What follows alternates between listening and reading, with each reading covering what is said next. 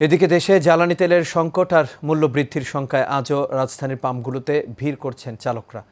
এতে পাম্প ছাড়িয়ে সড়কে গাড়ি ও মোটরসাইকেলের দীর্ঘ সারি দেখা যায়। তবে দীর্ঘ সময় লাইনে দাঁড়িয়ে থেকেও কম তেল পাওয়া সহ নানান অভিযোগ চালকদের। আর পাম্প কর্তৃপক্ষ বলছে তেলের পর্যাপ্ত মজুদ থাকলেও আতঙ্কের কারণেই অনেকে ভিড় করছেন। বিস্তারিত ওয়ালিদ সিদ্দিকীর রিপোর্টে।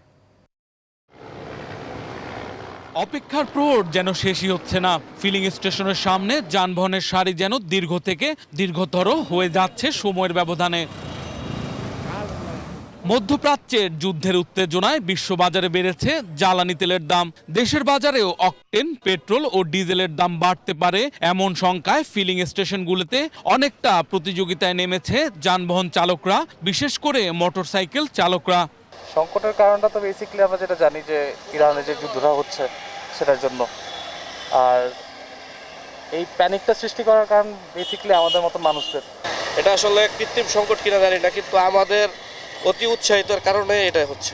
বিপিসি নির্দেশনা মোতাবেক জ্বালানি সরবরাহ করলেও দীর্ঘ সময়ে লাইনে দাঁড়িয়ে এই পরিমাণ তেল যথেষ্ট নয় বলে দাবি চালকদের। আমাদের এখানে ওয়েট করছি প্রায় অ্যাপ্রক্সিমেটলি অ্যাবাউট 1 আওয়ার, 1 ঘন্টার মতন। যেহেতু সমস্ত জায়গায় সমস্যা, সেই এফেক্ট এখানে আমাদের এখানে এসে পড়ছে, এটা আমাদের তো মানতেই হবে, কিছু নাই।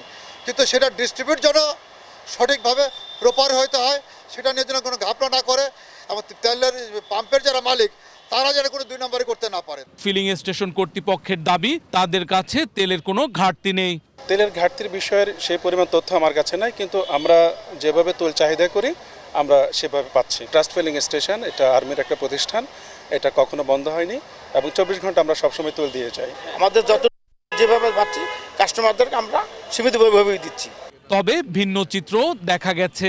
মজুদ শেষ হয়ে যাওয়ায় বন্ধ রয়েছে কয়েকটি ফিলিং স্টেশন।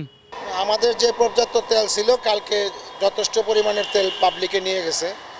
যার 200 টাকার দরকার 500 টাকা নিছে, যার গাড়ির মধ্যে 1000 দরকার সে 2000 নিয়ে গেছে।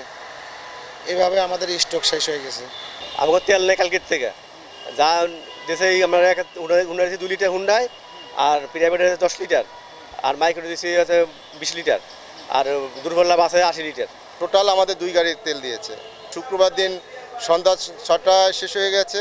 জ্বালানি তেলের দাম অথবা মজুদ নিয়ে উদ্বিগ্ন না হতে সরকারের বিভিন্ন পর্যায় থেকে আহ্বান জানানো হয়েছে। Walid Siddiqui, Asian television, Dhaka.